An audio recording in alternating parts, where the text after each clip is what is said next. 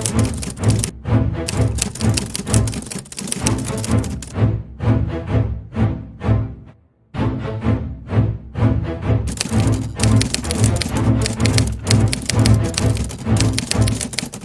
Barbara is a historic town located in Iloilo Province. It is famously known as the cradle of independence in the Visayas because of its important role in the Philippine history. The town is also rich in cultural traditions, making it a significant place to study and visit. Santa Barbara. The town was named after Saint Barbara. It is patron saint. It was established during the Spanish colonial period and grew in importance during the Philippines Revolution.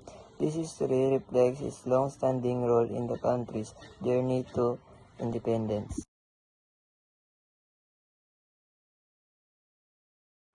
One of the most significant events in Santa Barbara history is the Cry of Santa Barbara, which happened on November 17, 1898, led by Martin Delgado. This event marked the first time the Philippines flag was raised in the Visayas, symbolizing the declaration of independence from Spain. Local heroes like Martin Delgado and Roque Lopez played vital roles in the town's history. Delgado was the leader of the revolutionary movement in Iloilo, while Lopez headed the Visayan Revolutionary Government. Their bravery helped shape the nation's history. Local heroes like Martin Delgado and Roque Lopez. Santa Barbara is situated on Panay Island in the Iloilo Province. The town is primarily agricultural area known for its rice production. It is peaceful and developing community surrounded by lush farmland.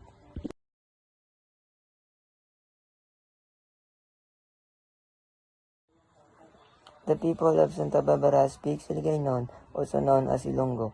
They have strong Catholic traditions, especially during festival honoring Saint Barbara.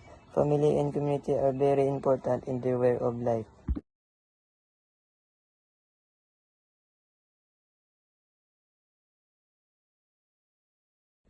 In the terms of culture, Santa Barbara is famous for native delicacies like batchoy. The town also hosts religious fiestas with lively celebrations that include music, dance, and traditional foods, showcasing their vibrant culture.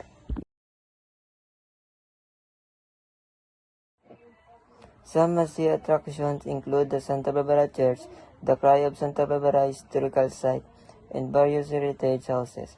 These sites preserve the town's history and offer visitors a glimpse into its past. Santa Barbara is special because of its historical significance and rich cultural heritage.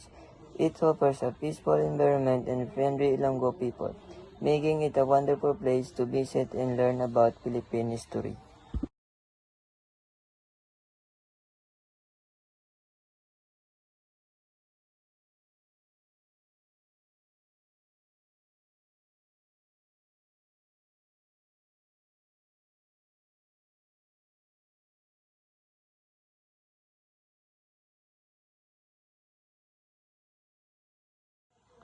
Thank you for listening. The information I shared today was sourced from reputable sites like Wikipedia, the Iloilo Provincial Government, and local history sources.